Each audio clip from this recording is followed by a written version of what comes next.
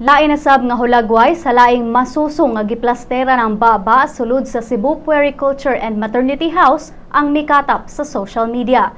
Si Chessy Laika Arsua ang inahan sa bata mi-post sa Facebook sa maong mga hulagway nga gikuha kaniadtong Pebrero ning tuiga.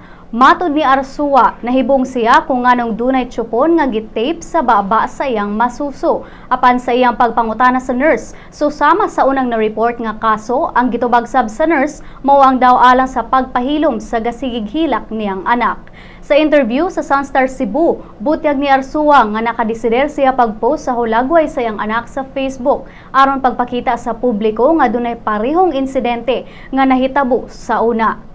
Gisuwayan pagkuha sa Sun.Star Cebu ang habig sa maternity house apan ang legal counsel sa maternity niingon nga dili lang usa sila mohatag og komento sa maong aligasyon.